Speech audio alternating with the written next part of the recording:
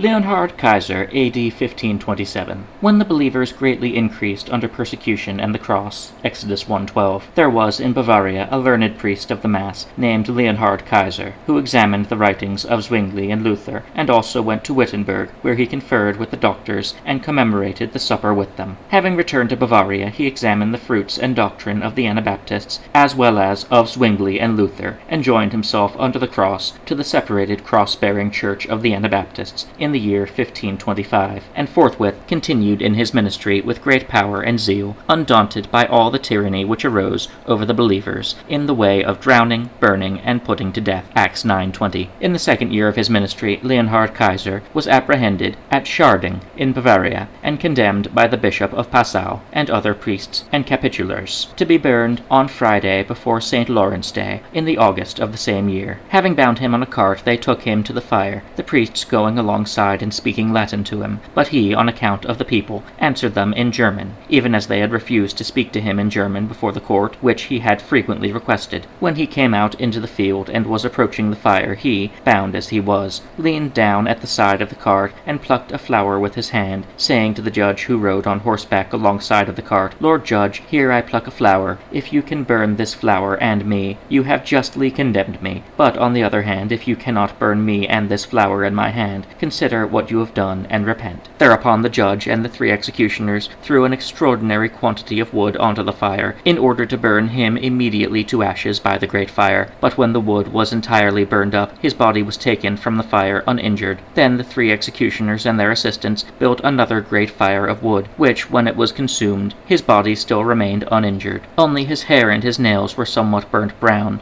and the ashes having been removed from his body, the latter was found smooth and clear, and the flower in his hand not withered or burnt in the least. The executioners then cut his body into pieces, which they threw into a new fire. When the wood was burned up, the pieces lay unconsumed in the fire. Finally they took the pieces and threw them into the river Inn. This judge was so terrified by the occurrence that he resigned his office and moved to another place. His chief servant, who was with the judge, and saw and heard all this, came to us in Moravia, became our brother, and lived and died piously. That it might not be forgotten, our teachers have recorded this, as it came from his own lips, and now cause it to be promulgated and made known. Further observation concerning the death of Leonhard Kaiser. Sebastian Frank, in his Chronicle, gives the following account of the matter. Having been brought a prisoner to Scharding, he was taken to the fire by 3 executioners, bound crosswise on a ladder, and thrust into the fire. When he called upon Christ, the ropes fell from his body and were burned, and as he was still alive, he rolled out of the fire at one side. The executioners instantly thrust him back into the fire with hot poles that happened to be there, so that he rolled out on the other side. There the executioners cut him alive into pieces, which they cast into the fire, without being able, however, to burn them, as I have read. Concerning this, see also P.J. Twisk.